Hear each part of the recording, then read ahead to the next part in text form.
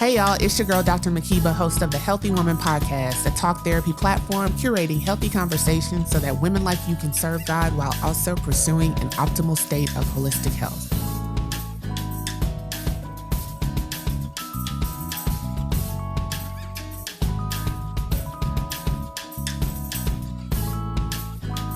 Hey y'all, welcome to the Healthy Woman Podcast with your girl, Dr. Makeba. I am your host, and I'm so excited that you are here today. We are at episode number 5. So we are just chugging along, getting through these episodes, building a nice conversation platform. And I'm really looking forward to having you join me for so many more episodes.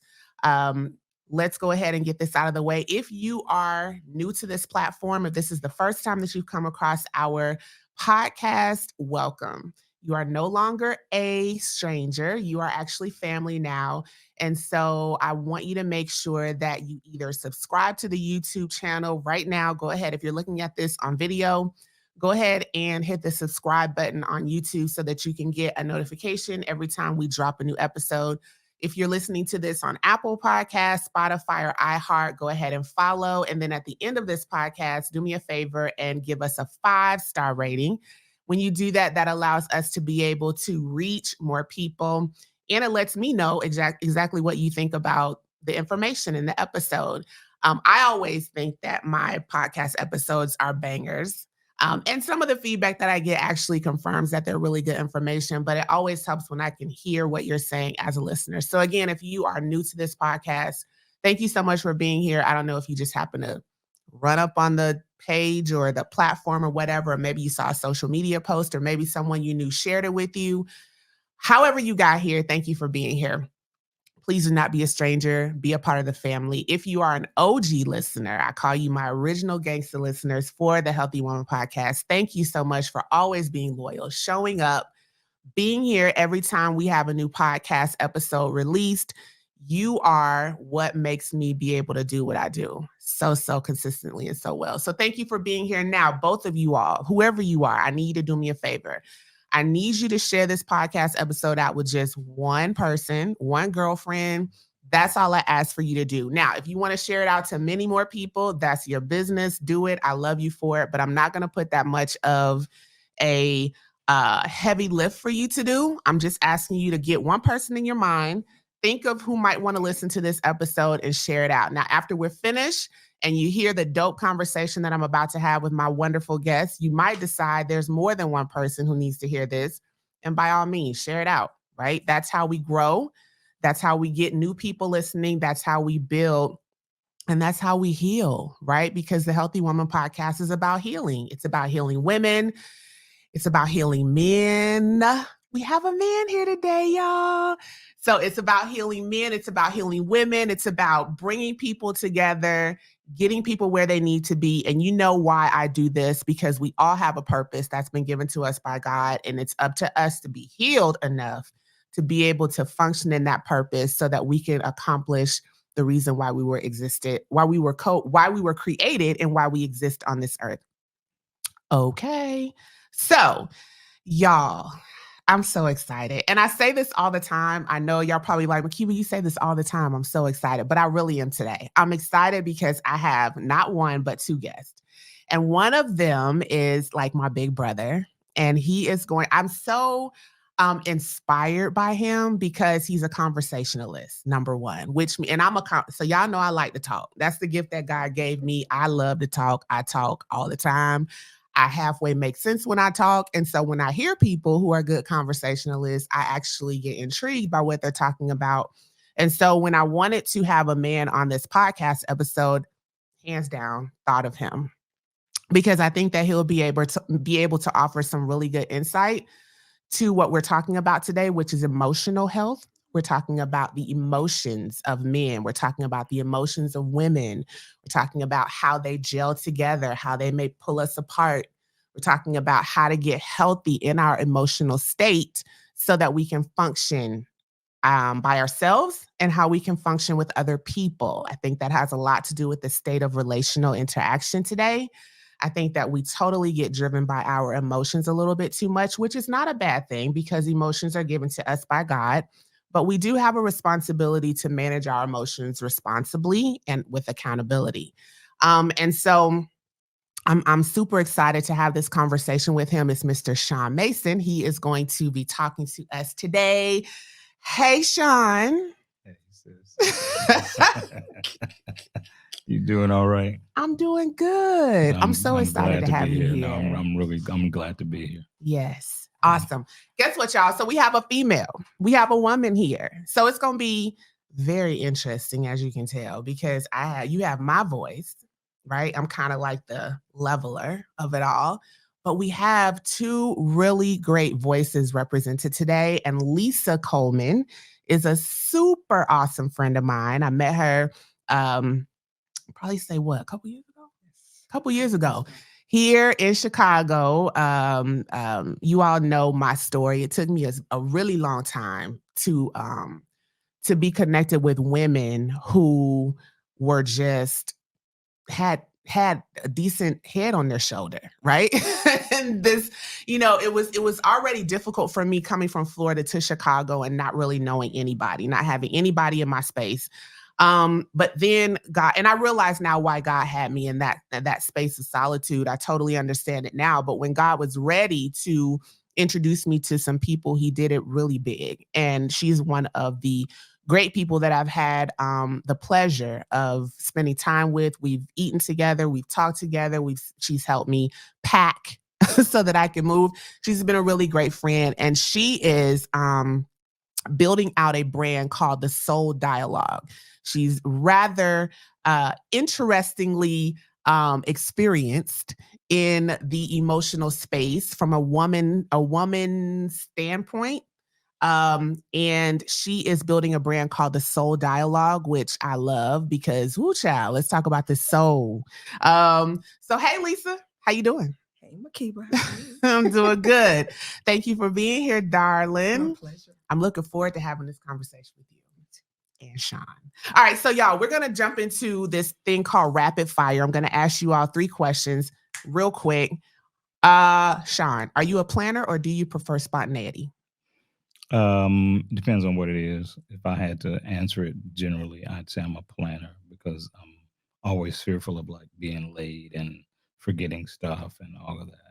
So Okay. if I have a long day, like I have a long day today, I didn't go anywhere last night because I was at home planning and packing up stuff and making sure that nothing, slipped by. Now, romantically, I like spontaneity. But when it comes to like business and stuff, I'm much more planner. Okay. Yeah. All right, Lisa. I'm a planner. As you know. No. You ain't no planner, girl. Stop. I do not like surprises. You don't I like do surprises? not like surprises. No, in any space? I mean, it's nice. Yeah. But it's the unknown, I think, that gets me. Okay. So I'm a planner. I try to plan out every detail of it. Are you a control freak, Lisa? No, I used to be. Used to be a I'm control freak? learning how to release totally. Okay. So do you think that planning comes from needing to control or having been in a place of like over control? Well, one of my professions is I'm an event planner. Okay. So I've been doing that for a long time. So that comes naturally to me. Okay. But yes, as far as my personal life, I don't like surprises. Okay. All right. Question number 2. Are you an early bird, Lisa, or a night owl? I'm an early bird. I wake up every morning without fail. 3:30 in the morning is my eyes pop open. So I'm an early bird. 3:30? 3:30 in the morning. Oh, Lord, do you get up at 3:30? I'm up. I'm woke. My mind is woke, so I don't go back to sleep. So I do my devotion. I pray. Yeah. And, plan my day. I mean, I'm an early bird. My eyes open, but that don't mean I'm up. Well, see, normally I'm in bed about 7:30. Oh, I'm in wow. bed about 7:30, 8 o'clock. Okay. So, Okay, Shawn. It ain't even dark outside. Right. It's not even dark outside. No, I am a night owl to the bone. Okay.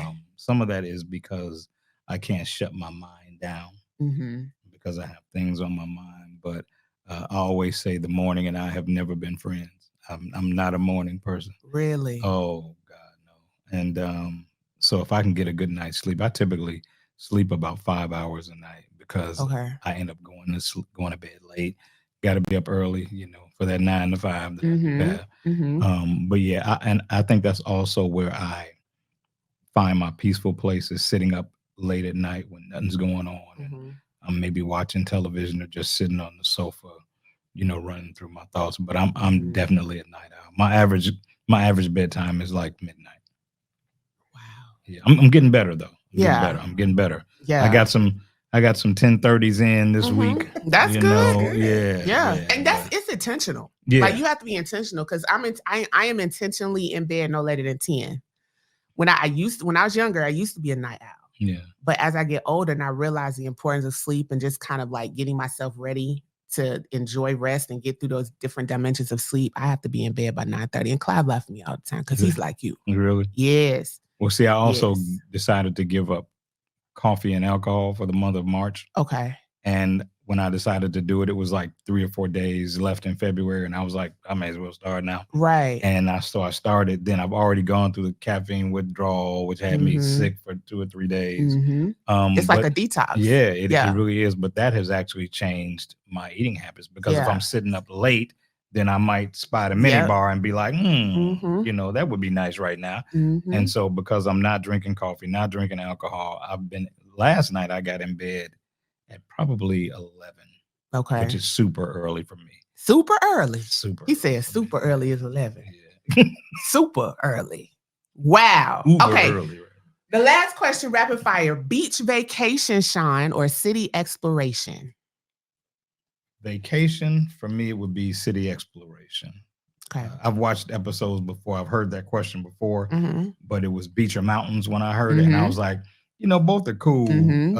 But I'm like you. I'm not necessarily going to get in the water. Nope. But I like being on the beach. But if I'm like on vacation in a new city that I can explore, I ain't think about that beach. I want to go and see the architecture. I want to go and see where I can shop. I want to see what men's clothing stores they got, Yeah. So city exploration. Okay. All right. I think it depends on where I am. What do you think, Lisa? Beach for me. Okay. I like the ability to just stand in the sand and look out into the water. It's peaceful, it's solitude. I can think, mind is clear, and I can just relax. Okay. So it's the beach for me. Yeah. I think the city. Right, you're from the city. I don't like the city. I overlook the beach. So I'm from Florida and I was literally growing up 15 minutes from the beach and never went. And now that I'm not close to the beach like that, I miss the beach. However, like when we went to St. Lucia for my birthday, we spent time on the beach, but it wasn't like I liked the beach and like laying in the sun and all of that. But the water, I got in the water like maybe once or twice. I don't too much do the water like that. No. All right, y'all. Well, thank you for sharing a little bit of yourself in terms of rapid fire. I want to introduce each one of you. There's something that both of you all are connected to. Shawn, I'm going to start with you. So one of the things I mentioned earlier that you are a conversationalist. You love to talk, and I follow you on social media, and you post some very thought-provoking questions. And you get, the thing about the questions that you pose is they're not just for one gender. You may pose a question that may be specifically for one gender, but you invite everybody to have something to say.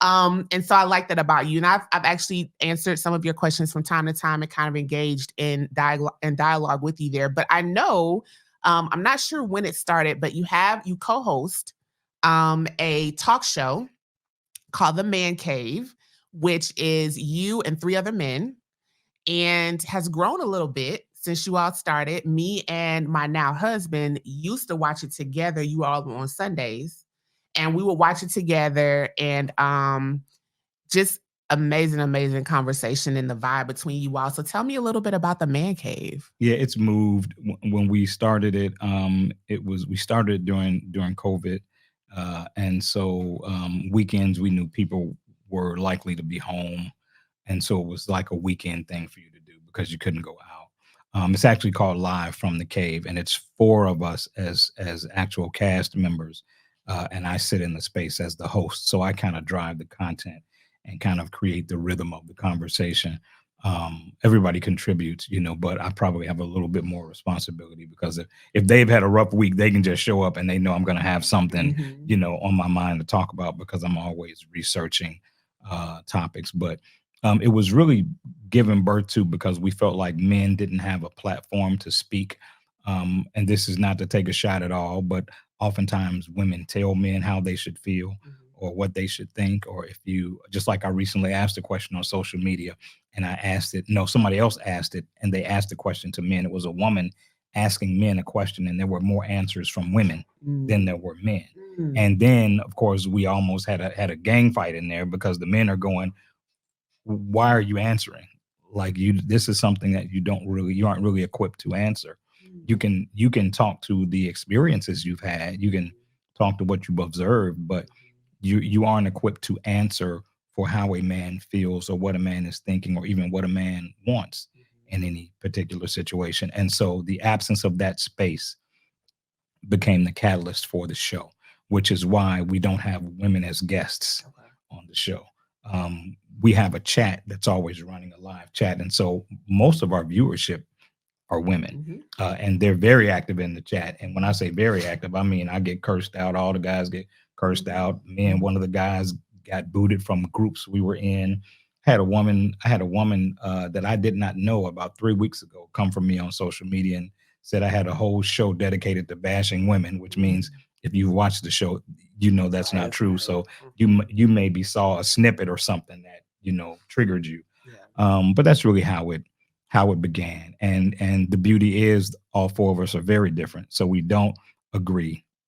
Most of the time we don't agree. I think that makes a good talk show though. Yeah, like you don't want to have a talk show with four people that all think the same. Yeah, because it doesn't bring very perspective. Yeah, but men get boxed so often. I think it's good for people to see that men are not a monolith. Our thoughts are not the same. We don't see things the same. And we get that a lot. All men are this, all men are that, all men want this. And the truth is the four of us, we very rarely agree, all four of us, on any particular topic about it. So that's good. But we did eventually get opportunities on WGN. So now we have some opportunities on WGN. It's named a bit different. It's called the Morning Roast. It's the same four guys. We have guests on the podcast. We don't have guests on the Morning Roast. And it's also on CW Channel 39 in Houston, Texas. So things are going good with the show. Yeah, congratulations. Thank you. Congratulations. I love that. We're going to talk a little bit more about that throughout the episode, but let's switch over to Lisa. Lisa Coleman is the founder of a really dope brand called Soul Dialogue. And I like that because dialogue is talking, right? But how do you put soul and dialogue together? So tell me a little bit about your idea, your thought. Well, the idea of it is we are souls inside of a body, right? So our soul is our mind, our emotions, and our will, which is our behavior. So every day, every hour, every minute of the day, our souls are on display, right? Through your thoughts, through your words, through your emotions, and your behavior. So all day long, we're talking. Our souls is talking. So that's where I got it from, Soul Dialogue, and from the experience and the healing that I went through. That's where Soul Dialogue came from. That makes sense now that you say that. We're always talking. If we're not talking, we may not be talking verbally, but we're talking. We're talking through our emotions. Yes. We're talking through. So a prayer that I pray every single morning, and now it's so interesting. Like I pray this prayer every morning, not really knowing where it came from. It's just a desire in my heart. But now that you say that, it makes sense. So I say this prayer every morning. I say, God, may the works of my hands, the words of my mouth, and the thoughts of my mind bring you glory. And now I understand that has to do with talking. When people see me, when people hear me, even though I might not say anything, the thoughts that I think, let them be glorifying you. Yes, that's the words that I say, yes. The things that I do with my hands, because it's your testimony. Absolutely. Right? Okay. That's my prayer every morning too. God, let my thoughts be your thoughts. Let my words be your word. Let my behavior, my actions be glory to you. So yeah. Perfect.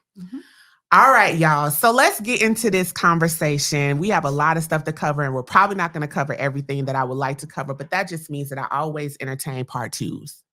I promise people, like, we're going to have a part two. We're going to have a part two. So this might go into a part two one day. So I want to talk a little bit about the soul of men and women. So Lisa just got finished talking about emotions, right? And emotions being connected tightly and closely to the soul of somebody. So my question is to Shawn first. Let's talk a little bit about men and their emotional and mental health. I know you just mentioned that on your show, all four of you all think differently. You all relate differently. You all have different perspectives. I've often asked this question: who's more emotional, men or women? And I'm gonna answer the question later for what I think, but I'm gonna ask Shawn. Can you dive into that a little bit? My answer will probably be anticlimactic, but I think humans are emotional. Mm-hmm. The display of emotion is where we become very different, and that becomes connected to your journey, to wherever address you are in that moment that your emotions are required. For example, I'm an emotional person, and I'm comfortable being emotional. Um, I'm not somebody who has a problem crying. I'm not a big crier, but if I chose to cry, I wouldn't be ashamed of it. It is what it is. I watched the birth of my nephew and niece change the emotional space of my older brother. My older brother was a very old school kind of, personality, and then when he had children to love, it unpacked a piece of him that allowed him to be a bit more emotional. But the truth is, we're groomed differently. Like, I grew up in a household where when I was a child, when it was time to go to bed, and I started to think about this as I got older and how dysfunctional it was. We would kiss my mother goodnight and we would shake my father's hand. That was what we did my entire childhood. That creates a dysfunction when it comes to expressing yourself emotionally. You don't see anything wrong with it. It's normal, and it's standard for the culture of your home. But in retrospect, I should have been hugging my father and kissing my father on the cheek, or giving him some display of physical emotion, but that wasn't the era that he was from. And so it probably would have been something that would have made him uncomfortable. He probably wouldn't have wanted that. And so now, luckily, you have to see something is wrong before you can attack it or deal with it. And so when I got to a place where I decided that that was a dysfunctional, emotional piece of baggage that a lot of men carry, I started to intentionally put it down. And so I have a very physically loving friendship with most of my close friends. We hug each other. I lost one of my best friends in 2018, but we used to hug and kiss each other on the cheek. You know what I'm saying? Like, he knows what side of the fence I play on. I know we don't have to do all that. I love this man. This man loves me. And so we are able to express that love for each other and not worry about what people are going to think about it or how it's going to be perceived. So to answer your question, I think we are equally emotional. Men have the unfortunate grooming that they are less a man when they display theirs. And what that has done is created a situation where when it forces itself out, it seems extreme. But it seems extreme because it's been bottled up. If you'd been able to let it go at a normal pace, as you move, it would seem like everybody else's. But you're sitting on your hands every time something happens, or you're trying to stifle it because you've been taught, if you're a man, you don't do this, you don't do that. And at some point, you're not going to have control over it. And when it decides it has to come out, it's going to be enormous because it's been contained. So I don't think either one of us are more emotional. I think we've been groomed to display our emotions very differently. And I think that kind of brings me a different perspective, or maybe a more enlarged perspective, because my answer typically to that question, and as you've mentioned already, a lot of us function out of our experiences, right? We answer questions based on our experiences. We relate to other people based on our experiences. And so when I thought of that question was asked, I thought, to me, men are actually more emotional than women. Women just display it differently. Or maybe we're a little bit more freer in displaying it. And so now what you said kind of in some way confirms that, but also brings a nuanced understanding of it.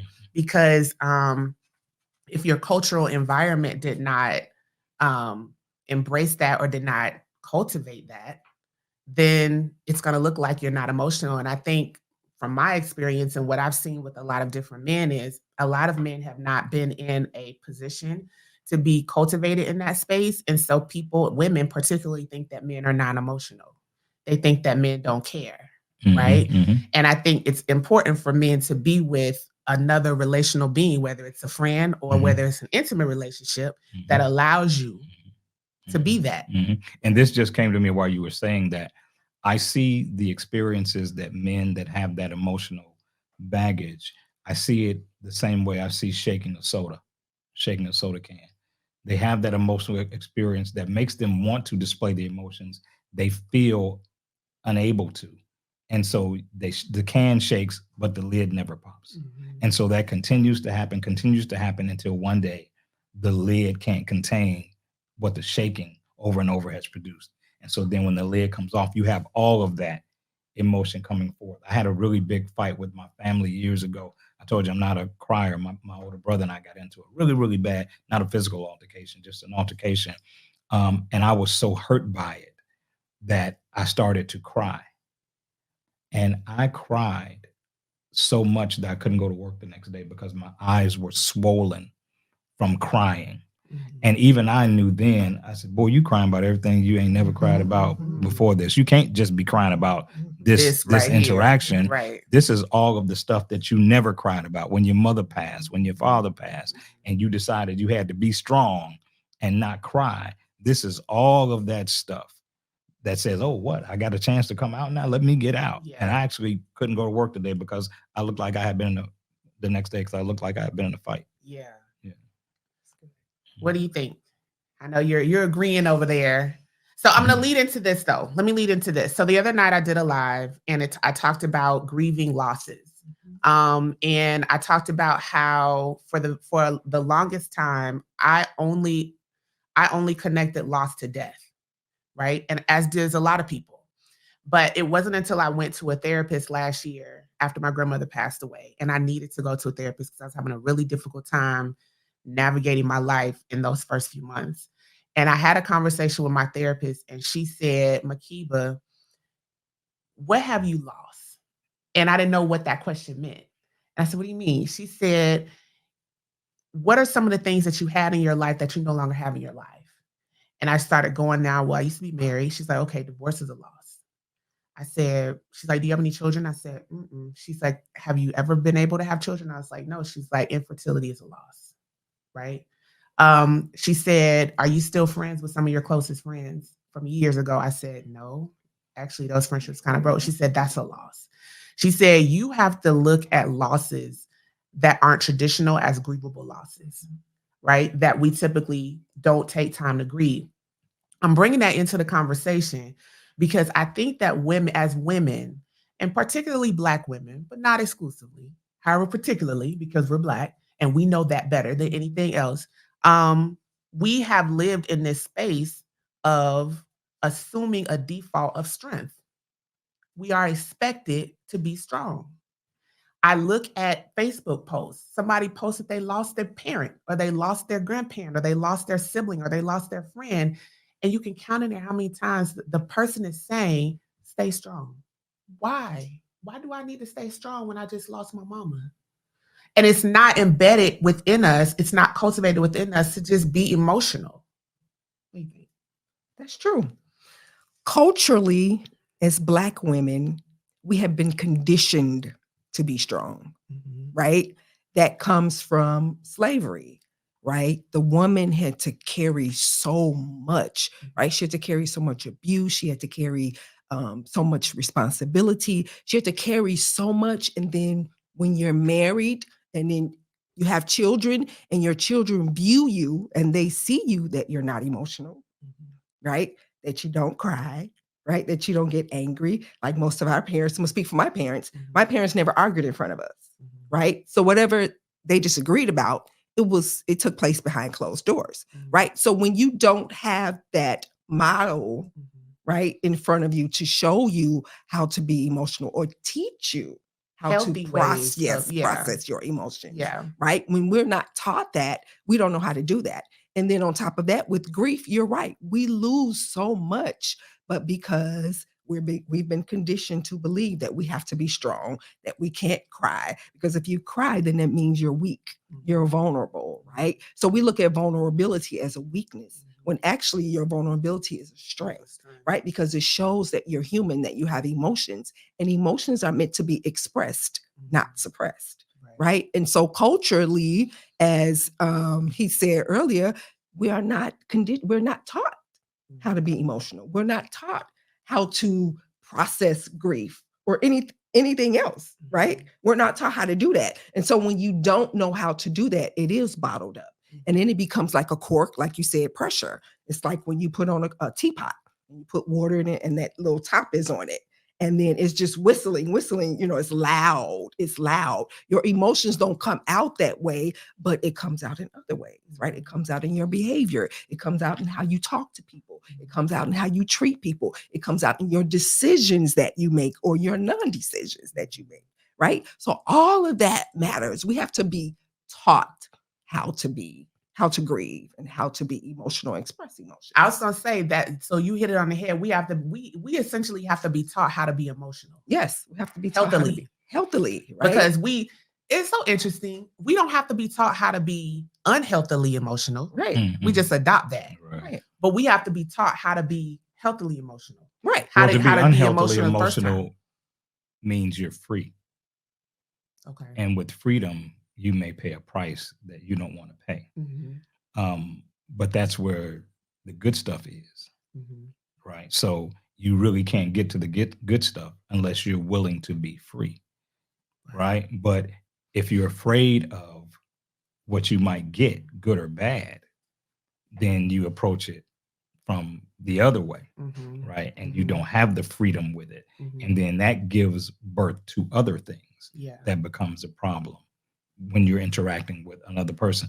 I was listening to Lisa, and because I'm the only man, right? Oftentimes I'm hearing women dialogue and I'm wanting to say, I wish you knew what men are hearing when you're saying what you're saying, right? And so men are typically adverse to women that stand on the counter and yell that they're strong. Because over the years, being strong has somehow been weaponized, right? And you'll hear a lot of women say, oh, well, we've had to be mama and daddy, and, for men that didn't step up. And that's true. But if you're going to acknowledge that, then you've got to go all the way back, like Lisa did, to where it started. And so that whole dynamic started with the man being taken from the family as slaves and leaving the woman in a position where she had to be strong.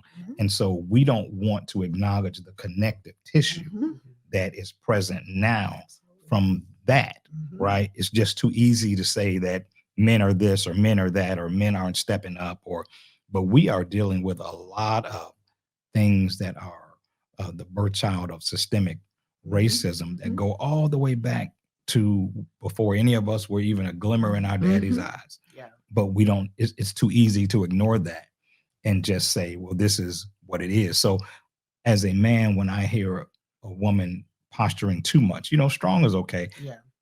I prefer resilient. Yeah. Okay. Because when you're resilient, it means that you have handled everything that was thrown at you and you have stood 10 toes down, as the young folks say, and you've done.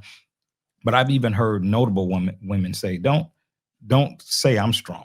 Absolutely. Because it suggests that I don't need anybody and I don't need any help and I don't need anything, Right. And so I think there are degrees of the way you wear that whole strong identity, because as people of color, we all strong. Right. We have no choice. Absolutely. We don't have any choice. And so just like they say, men don't run around saying they're men, you just be men. So to me, when you're strong, you don't run around saying you're strong. You're strong when it's what? required. I think that you're right. But I think, and I hope I don't get hit for this. Yeah, you will. I've been hit so many times, girl, that don't even, I know. I hope I don't. But I feel like sometimes with women, it's a badge of honor to say that I'm strong. Absolutely. It's a badge of honor. Absolutely. Right? It speaks to what you've overcome. It speaks to what you've overcome. Now, personally, if I look back, it's taken me a lot of awareness I use this word. I always try to use this word when I'm talking to people because I think the shift in being the catalyst in any type of movement is to be aware, right? So it took me a while to become aware of how I was presenting myself to anybody. But it came out of, I was married for 15 years to somebody who was chronically an adulterer, right? Consistently an adulterer, right? And I don't talk bad about him now because we actually have a decent relationship, but it doesn't negate and take away from the experience I had for 15 years. Right. And then out of that was in a household where my dad was present, but my dad was very docile. And my dad did not. And it wasn't because my mom muted him, but it was just because his own personal experiences that he came out of, right, did not cultivate that. He didn't have a voice. My dad left Mississippi to go to start something new because he didn't, so I saw my mother be, for lack of a better word, strong. She assumed this strength posture. She had to, because if she didn't, stuff wasn't going to get done. So then I'm the only child, a daughter, who sees my mother doing this, and I adopt this same posture. And I think it's what it is in the culture. But to adopt the posture is very different than to scream from the mountaintops every time you get an opportunity. Absolutely. That I'm strong. Absolutely. You probably never heard your mom running around saying, I'm strong. She was just strong when she needed to. Right. Well, a lot of that stems from the experiences and the trauma that women have experienced, right? Because I was one of those people who used to say, I didn't stand on the table and scream from the mountaintop that I was strong, but I was one of those women who ascribed to that, I'm strong, but it was because of my trauma that I experienced. It was because of the abuse that I experienced. It's because of the non-investment in my voice and my thoughts and my feelings that I had to be strong.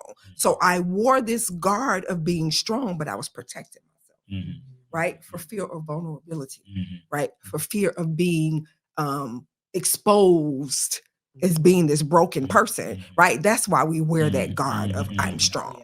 That's why most women, as you say, stand on that tabletop and scream it. Would you say so would you say that the people that to an extreme amount, make that profession, they're largely possibly they're broken, hiding the absolutely the frailty they really have. They're hiding behind their brokenness. There's something behind the stay on the mountaintop. Absolutely, because when you stand on the mountaintop and scream that, you're not trying to convince anybody else. Yourself. You're trying to convince yourself. Absolutely, that you're strong. Yes, right. Because you feel like you have lost. Yes. So I talked about this in a few episodes before. I asked this question. It was two of my female friends. We were on there, and I asked the question. I said, "Does trauma motivate the need for success?"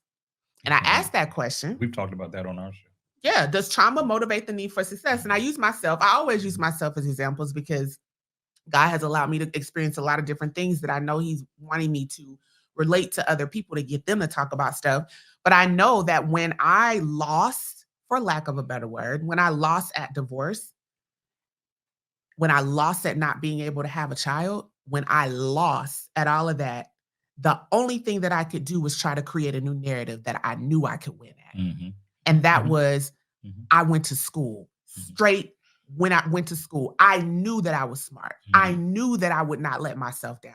I knew that I could get this degree and I can get, and not to mention when I was married, my husband used to get really upset about me going to school. I was getting my bachelor's and he was upset that I wasn't giving him attention. And so after I got my bachelor's, I backed up a little bit and I said, okay, I'm not going to do school. But once we got divorced, I was like, I'm free, right? And I said, I'm getting ready to go to school. And it was a coping mechanism, no less. But it was still my way of embracing a narrative that I can control, to be strong, to not look like I'm weak. And I see it, y'all, amongst a lot of African-American women. I also see it with brown women, Hispanic women, probably with some other women. But my eyes are uber focused on the women that look like me, because I can almost always tell where you're coming out of. And this is why you're going in this direction because you lost over here. So now you got to figure out how to win over here so that, and you're not convincing anybody but yourself. Right. So I had to, for a very long time, I had to become aware of how I was presenting myself to people. Even in the relationship that I'm in right now, my marriage now, I had to learn there were things that he would make known to me that I was like, But then after I'm sitting with myself, I'm like, you're not aware that this is how you're presenting yourself. You don't have to do that. You have somebody else in your corner that's not making you have to do that. Right. And I think we have to continually have these conversations so that women can, at some point, it might not happen right away because there's always going to be a defense. Right. Anytime you start talking about something that's triggering, it's a defense. You put up defenses. We don't want to hear that. You're not talking about me.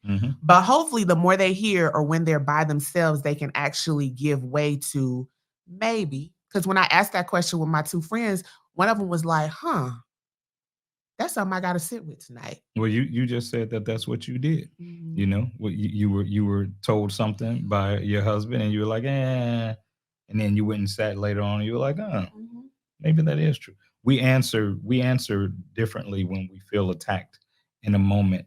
You know, the what you hope is that somebody has the wherewithal to go and sit, and to revisit it, because it's common to feel attacked when something is introduced to you that you aren't prepared for, and you feel like you're being judged or condemned.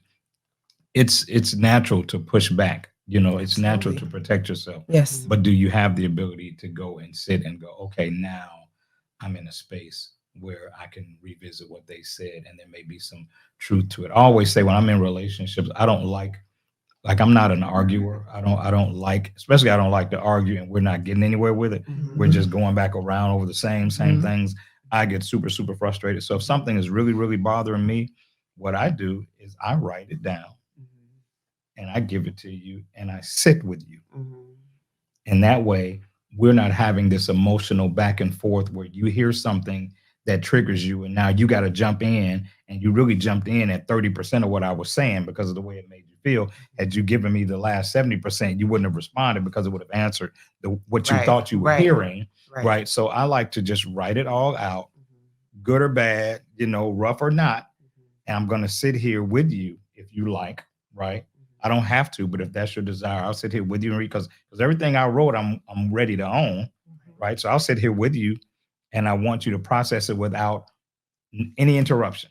There's no back and forth. There's no jockeying for position. You can't get off track because I cut you off, or just read it and then let's talk about it. We can read it with me in your presence. We can read it with me gone, and we can sit on it a week until you're ready to talk about it, you know. But I try to avoid that back and forth that costs us. It costs us so much when we aren't able to regulate our emotional response because we feel triggered or something, you know? Yeah. And so I like what you said. I like that.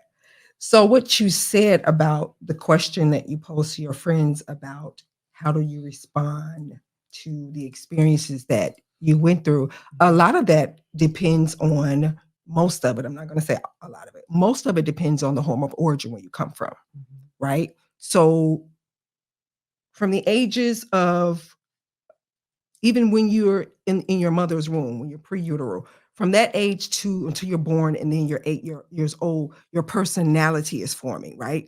So whatever is going on in the home of origin in them 8 years, that your personality and your core thoughts and feelings and emotions is being established during that time, that's how you respond. However, whatever you went through as a child, whatever you saw, whatever you gleaned, whatever you learned, whatever you were conditioned in that home of origin is how you're going to respond based upon your experiences, right? So like you said, different people respond differently. It all depends on your home of origin. It depends on those experiences. It depends on those wins and losses in between those times, right? When you lose something, and if you find something to do within that space to get you to a win, you're going to continue to do those same things over and over and over again, right? There is, in neuroscience, there is a law, that's the law of first mention, right? So the very first time you hear something, your brain begins to take that as truth. Right. So it's the same thing in experiences. The first time you do something and it's a success, you're going to keep trying to repeat that same thing over and over and over and over again. And then to what you said, when you write things down and the way that you respond to people, like you said, most times we hear to respond and not hear to understand. Right. There's the scripture that said, be quick to hear, slow to speak, and slow to anger. That when it says quick, it don't mean listen quick so you can respond. Right. It means be quick so you can hear what they're saying. Slow to speak, you're going to process what they're saying to you. And then you're going to be able to take what you know and empathize with what they're saying. And then you can respond to it. But we haven't been taught that. Right. So we don't know that. If we don't know that, then we're going to fly off. You know, we're going to stand up on the top of the table, as you said, and we just going to go off because that's our defense mechanism. And that's why I think having these platforms of conversation, because it's hard to teach an old dog new tricks. I know that sounds so, but for real, it's hard to teach grown people how to be different or how to see things differently when their home of origin has taught them one thing and they've resisted their entire life in that manner. Yes. So therapy is a very, very important tool. I said in last month, in one of my episodes last month, that it took me, I probably didn't start therapy 3 or 4 years ago. Not because I didn't think therapy was good, but because I didn't understand if I would be able to I didn't think I would be able to get anything from therapy.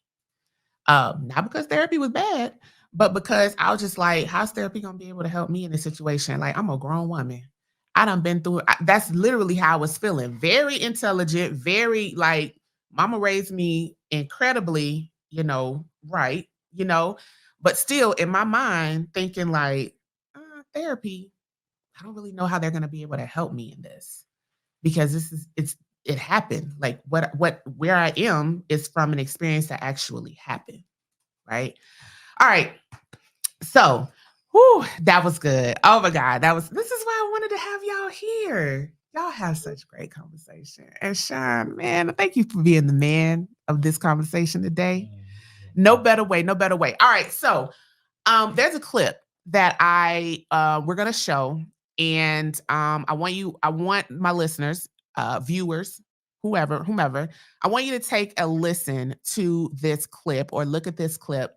And then we are going to discuss briefly, because I don't have time to go deep into it, but I'm going to have my guests hit on a couple of things to talk about the nature of this clip and kind of where we can go from here with this clip. So take a listen to this clip now. I want to be loved. I want marriage. A lot of us get on here, we act tough, and we be like, I don't want a man, I don't need a man, but I want him. I want to be loved.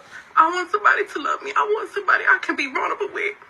The problem is, and I'm not crying, y'all, because I'm sad. I'm crying, y'all, because it's like a release right now. But the problem for me, y'all, is that all the relationships that I had with men were not about love. It was about survival for me. I know how to fuck. I know how to cook. I know how to clean. I know how to seduce a man. I do not know how to love a man. And then to have a son, because of those choices that I was making, y'all, and I got pregnant really, really fast. I got pregnant within 90 days of knowing my baby daddy. And we don't talk about this shit because it's embarrassing and it hurts. It fucking hurts. And I'm mad with me. I'm not mad at men. I'm not mad at my life. I'm mad at me because I don't know how to fix me.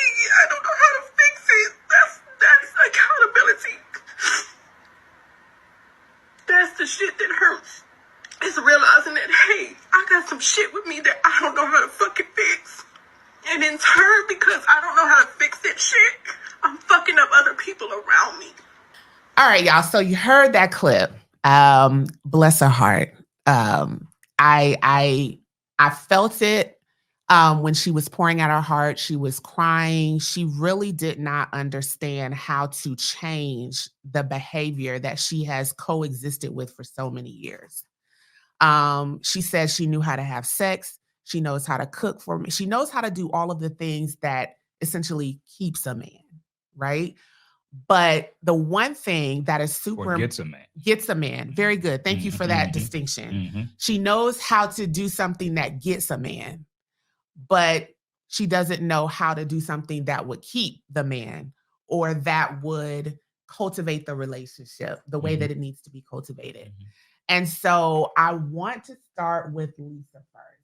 Lisa, what do you think about that? And what if you were sitting next to that young lady today? What would you say? If I was sitting next to her, first of all, I would give her a hug because I completely understand where she's coming from. Right? As someone who is a conqueror from being raped at the age of 8 years old, right? And understanding now what trauma does to you at that age, and even as you grow older, I understand where she's coming from. Because first of all, she doesn't know how to love herself, right? So if you don't know how to love yourself, how can you love anybody else, especially a man in a relationship, right? So my heart went out to her when I first saw that video because she's broken, right? She's broken and she needs help. She said it herself. She said, I don't know how to love. I don't know how to get out of this. I don't even know what to do. So I understood her like she broke me. Like she didn't break my heart, but I understood where she's coming from because I lived that. I lived that. I was broken, right? I understood those tears. Those were tears of her wanting to get out, but not knowing how to get out. Yeah. Right? She had no issue with being transparent of what she was capable of doing, but she also let you know that she wasn't capable of loving herself. And one of the things that she said was she's embarrassed. Yeah, she said it's embarrassing. It's embarrassing. She said it's embarrassing to even admit this. Yeah. Or to live the life like this. I think one of the things that I also wanted to bring attention to with what you said was, I'm not even sure if her definition of love. So she says she doesn't know how to love, but here's the thing about not knowing how to love or knowing how to love. What is the definition of love? Because love is so subjective. Like, are we all listening to how the Bible says we should love? No, we're not. Right? Because at the end of the day, we all have our various definitions of what love looks like. And one way that we can communicate love is not going to work with another guy, how we communicate love. True? So that's like one thing that we have to clarify for someone who's in a situation like that is let's talk about love. Right? Because she just kept saying, I don't know how to love. And I'm not sure if her reasoning for saying that is a true enough reason to say, I don't know how to love from the essence of love, or I don't know how to love of what I've seen love to look like. Because we know social media will show us a whole bunch of different ways nothing I've tried has seemed to work. So it couldn't have been love because it failed. Right. That could also be one way that she's unpacking it. But as tragic as it was, the video, the greater tragedy to me was that she was closer than she realized. Because most people live and die and never have the revelation. They never even realize that they're going about it wrong or that they're doing it in a dysfunctional way. And the reason that they don't confront it is because of the pain we saw in her eyes. We avoid it because we don't want to open it up and really look at it and it make us feel like that.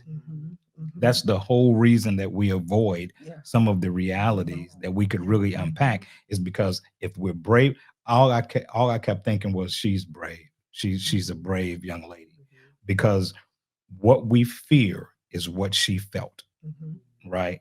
And that is across so many different narratives. It's not just the romantic narrative, but we're afraid of having to really look ourselves in the mirror and hold ourselves accountable for not only what we've done, but what our actions have produced. And so when I'm listening to her, I'm thinking about one of those little memes I've seen where they say, you never know how close you are. And you see the guy digging underground and he's apparently been working for eons and he is like a foot away from where he's trying to get. And that's where he decides he's done enough. Yeah. And he turns around. Just the fact that she knows she needs the help. Yeah. She knows she needs to do something differently. and she wants to, she's open to. I mean, she's right there. And the ability to want to be better or want to do better is the most amazing thing. I've said many times, we will search the world for somebody that's willing to love us broken before we will fix ourselves and watch the world fight to be the person that gets to love us. Right. So the fact that she knows that she needs to make a change, she can see it. She's hurt by what her previous actions have produced. She's winning. She just doesn't know she's winning yet. She's got to go and sit down and talk to somebody that can tell her all is not lost. You're in a great place now. This may not feel like a great place, but you're in an amazing place now. If I can get you to sit still and listen to me and listen to God and follow your heart, you're about to come out on the other side if you can just weather this storm you're in. But the way she feels is what makes us revert back to our safety and our old behaviors, because they don't hurt. We're used to them. It's the new stuff that's hard for us to carry. So she's right there. You know, she just needs a Makeba or a Lisa or somebody to sit down with her and say, "Come on, baby, I got you from here." It's that state of awareness that she's aware. She's aware. She's aware now. She's aware. And the reason why I said I would give her a hug is because she needs to process everything that she's gone through. And when you're at that state where she is of vulnerability and transparency and honesty, she's ready. She's ready to like process. I did after that fight. Yes, it takes time to process everything, because when you begin to process something small, then it opens up the door for everything else that needs to come out that's been bottled up, right? So she needs to process her way out of. That's how we stay in trauma. We don't process it. We suppress it.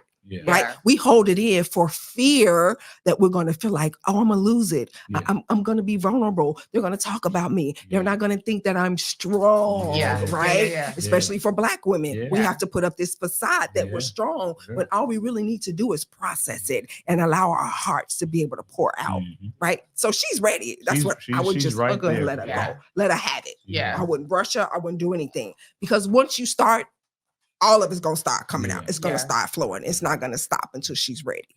So, I love that. I 100% agree with the both of you all. I think when I saw it, and I had seen that clip several months ago, like when it was fresh. That's a clip that's been circulating I've never seen for a very, very long time. I have, when I saw the clip for the first time, I wasn't in the same mental space as I am now. So I process it differently. Now that I'm in this space and have gone through my own journey in ways and kind of uncovered a lot of my own personal trauma and dealt with it and grieved my losses and different things, I can listen to that clip and perceive it to be differently and agree with what Shawn said, and that she's ready, right? I sense awareness, like she's aware of everything. It hurts right now because typically awareness does hurt, like it opens up everything, right? And you're able to see things not through rose-colored glasses or rose-colored lenses, but you're actually able to see things for what they are. And she doesn't, if you can get past everything, you can just see like there's this young girl, this young lady who's like, I just want to learn how to do it right. And I posted not long ago that there's no more difficult forgiveness than when you're trying to forgive yourself. Absolutely. It's the hardest thing. That's where she is. She's got to, her next step needs to be forgiving herself for what she did when she didn't know. You know, you don't do better until you know better. That's right. So you can't blame yourself for what you did before you knew. You know what I'm saying? Now you want to hold yourself accountable for what you do now that you know. Right? But you got to forgive yourself for what you did before you knew. And that's, to me, that would be after the hug, this is where we are. You got to let that go. You got to find a way to forgive yourself, because you can't move on to better places if you're holding on to that. Like they say, there's a reason your windshield is bigger than the rear view window, right? You can't be looking back. So that is what it is. We've all made mistakes. We've all done things we wish we could take back. Sometimes we're smart enough to pull some lessons out of it, but you can't change it. Yeah. It is what it is. You Yes, know? So absolutely. you got to forgive yourself, take what you can going forward. You know, you still have these things that are valuable. You just were not using them. So there's the other side to that, Yeah. Shawn, is really helping her to understand and to clarify the value that she holds. Because what I also heard in that clip is that she doesn't think she's valuable. Right. Because the only thing that she's able to pull out of what she can do are the things that we identified was to get the man she can have sex. She says she know how to have sex real good. She says she know how to cook real good. She know how to do all that. She even was able to give the person a child. She knows how to do all that, which I think a lot of our women are in that space. We know how to do stuff like that. Yeah. What a lot of us don't know how to do is how to relate to a man or give him whatever he needs, be empathetic towards him, cultivate his needs, love him in a way that's not love from the societal standpoint of what love looks like. Because social media will have us thinking that love looks one way. Meanwhile, all those people failing in their relationships because they don't understand how to love for real. And love looks differently for real. And then the other part is a lot of times who we get the information from dictates how much faith we put in it. And a lot of times we don't realize that Big Mama and Auntie and such, they giving us some nonsense. Was broken too. They were broken. Right. They were just as dysfunctional as they could be. And they're giving it to us. Right. And we're trusting them because we know they love us. Right. But they're loving us. It's like in the movie Not Easily Broken, one of my favorite movies that T.D. Jakes produced with Taraji and Morris Chestnut. And I one of my favorite scenes is that moment when Taraji replays all of the stuff her mother had poured into her about how to navigate this space with her husband. And she says, I shouldn't have put him out of my house. And she says, Mama, I love you, but you got to get out of my house. Because she realized, because she was her mother, she was listening to her and listening to the love she knew her mother had for her, but she was not curating the fracture in the message that the mother was giving her. And when it finally dawned on her, she's like, wow, I've been wrong this whole time. I've been doing this wrong. Yeah. And that's the win. Yeah. Right. That's the win right there. Win. Right. When now, you can see that. What you hope is that there's time to fix it. Yeah. Because there isn't always time to fix it. Right. For this young lady, she got time because it doesn't have anything to do with anybody but her and her lens and her perspective. So she's got time. I would tell her 100 times over, I know it hurts, but you're in a great place. Yes. Yeah.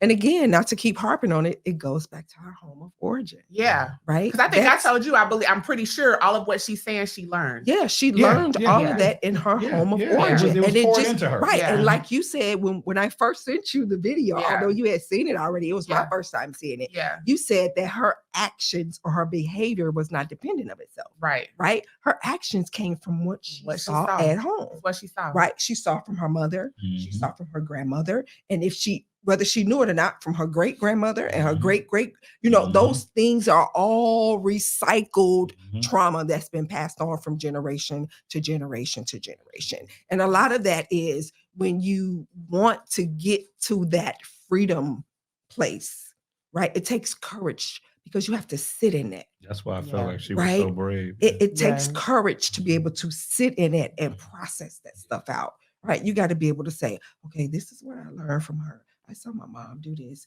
but my mom was hurt right here.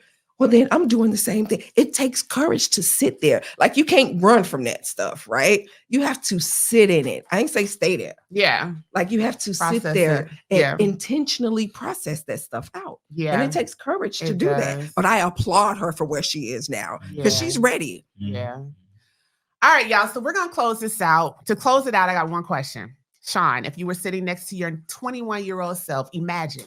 You were sitting next to the 21-year-old Shawn, new to this, he knew, getting ready to go out into the world. What would you say to him? Believe in yourself. Believe in your gifts. Believe in what your gut is telling you. We talked about errors earlier, and I came up with, my parents were both from the South. My older brother wanted to be a lawyer. I was the gifted one. I was the one that could sing and dance and write and do all this other stuff. And my mother would say, "Ooh, babe, you're going to be so good. I don't know how you're going to eat." but you're gonna be, so good because they came from an era where you pursued traditional, employment. They didn't. It's like what we talk about. What you know is what you know. You can't be mad at what you know. And they couldn't see into the future, and so a lot of times I did not carry some of my gifts with the confidence that I should have. And I wasn't brave enough to just go out there on their merit and say, hey, I'm a live or die, I'm a pass or fail with these, because I had that in my ear. Yeah. You know what I'm saying? And from somebody you trusted. From somebody that I trusted. Loved, and I know that they want the best for me. And so I would say, you know what? Believe in yourself enough to do what it is you want to do. Try to do what you want to do. Believe in your gifts. Believe in what your heart is telling you. And go for that. That's what I would. Don't doubt yourself. Believe in yourself. Yeah. Thank you, Lisa. Dr. Glenn said you can't behave outside of your system of belief. So, what you just said, I would tell myself to talk, ask questions, be intentional about why you're doing certain things. Be intentional about your thoughts. Be intentional about the way you make decisions. Why are you doing it? I would tell myself to talk because I didn't talk at all. If something don't sound right, ask. Right. I didn't do that. Yeah. Right. So I just made decisions and I did them because I didn't talk, because I was muted in my home of origin. Right. You know what they told us. Kids are to be seen and not heard. Yeah. Right. When you had company, when grown folks came, you can't be up in here with grown folks. Why you up here talking? You can't. Yeah. So I would tell myself to talk and ask questions. Yeah. That's what I would tell myself. Okay. All right. Well, y'all, it's gonna be a part 2. It's been amazing. I'm telling you, this is gonna be a part 2 because there's so much stuff we didn't get to today, and I know that the conversation would have been so rich. So you're gonna have to check in on part 2. It's coming. All right. There's so much I wanted to say, and I was like, see. So it's definitely gonna, like, out of all the part 2s that I said was coming, this one is definitely coming. So it's gonna be 2 in the second part of the year, but we definitely gonna schedule a part 2. So anyway, thank you both for joining us. Shawn, thank you so much. You're such the great conversationalist. Thank you. And you have proven it today. Your advice is so valuable. Thank you. Your experience is so intentional and so appropriate to help men and women, like men and women. And I think that's, as women, we have to understand that men can teach us something. Absolutely. And men and women can teach you something, but we cannot receive it and we cannot give it out of pure emotion. You have to give it and receive it from a different place. That's what part 2 needs to be about. Yes. We're not enemies. We're not adversaries. We gotta figure out how to get back on the same team and want each other to win. But we've allowed people to convince us that we're not on the same team. That's gonna be it. Yeah, and it's really done us a disservice. It's messed up the family. It's messed up the Black family. Yeah. It's messed up relationships. It's messed up friendships because of exactly what you said. So we're gonna talk about that more the next time. Lisa, thank you so much. You know I love you. I'm proud of what you're doing, and I know that you're getting ready to do some really great stuff with your Soul Dialogue brand, and you're going to help women and probably men too really dive deep into their soul and understand how God made them and how not to be an enemy of your own soul and not to be an enemy of your own emotional state. So I look forward to that as well. You guys, thank you for being here with us today on the Healthy Woman Podcast, episode 5. I'm your girl, Dr. Makeba, your host. Please make sure that now that you heard this, I already know you're going to share it out to more than one person. I would, right? I would share it out to more than one person, but definitely make sure you share this. If you're looking at it on YouTube, go subscribe to the channel. Make sure that you get the alerts and the notifications for our newest video as it's dropped. If you're listening to us on Apple, Spotify, or iHeart, please make sure that you give me a 5, not a 4, not a 3, but a 5-star rating to let me know what you thought about the episode. And then make sure that you wait and tune in to our very next one. We drop a couple of episodes a month. And so that's how we do this, because you are here supporting us. So thank you so much for being here. Again, it's your girl, Dr. Makeba, your host of the Healthy Woman Podcast. I love you so much. Thank you for being here. Have an amazing rest of your day. Peace.